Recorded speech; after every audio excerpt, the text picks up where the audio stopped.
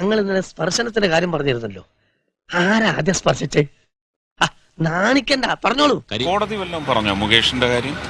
താനൊരു കാര്യം മനസ്സിലാക്കി, ഒരാൾ എന്തെങ്കിലും ഒന്ന് പറഞ്ഞാൽ അത് സത്യമാണോ കള്ളമാണോ എന്ന് അന്വേഷിക്കാനുള്ള സാമാന്യ ഭ്രാന്തെങ്കിലും വേണം. കോടതി വല്ലതും പറഞ്ഞോ മുകേഷിന്റെ കാര്യം? അതൊക്കെ നിങ്ങൾ സൃഷ്ടിക്കുന്നതല്ലേ. ഇതെല്ലാം കൂടി നിങ്ങൾ മനസ്സിലാക്കേണ്ടത്, ഞാൻ അമ്മയിൽ എപ്പോഴുണ്ട്. എന്താണ് ഇങ്ങനെയൊക്കെ പറയുന്നത്? അമ്മയിൽ നിങ്ങളിത് പോയി ചോദിക്കുക, അല്ലെങ്കിൽ അമ്മയിൽ നിന്ന് ഞാൻ ഇറങ്ങി വരുമ്പോ എന്നോട് ചോദിക്കുക. മോനെ ഗോപി, എന്തോ നിന്നെ വിറ്റ കാശ് എന്റെ കയ്യിലുണ്ട്. എടോ, താൻ വേറെ ജോലി അന്വേഷിക്കുന്നതും പല പണിക്ക് പോകുന്നതും ഞാൻ അറിയുന്നുണ്ട്. ഇതിനെ റിലേറ്റ് ചെയ്ത് എന്തെങ്കിലും നിങ്ങൾക്ക് അറിയാനുണ്ടോ? ചോദിക്കൂ. ഞാൻ എന്റെ ഓഫീസിൽ നിന്ന് ഇറങ്ങി വരുമ്പോ എന്റെ ഓഫീസിനെ സംബന്ധിക്കുന്ന കാര്യം ചോദിക്കണം. ശരിക്കും എന്തിനാ ഇവിടെ വന്നത്? എന്റെ ഒപ്പം സെൽഫി എടുക്കാൻ വന്നതാണെങ്കിൽ അത് എടുത്തിട്ട് പോകണം. എന്റെ ഓട്ടോഗ്രാഫ് വേണമെന്ന് വെച്ചാൽ അത് ചോദിച്ചിട്ട് പോകണം.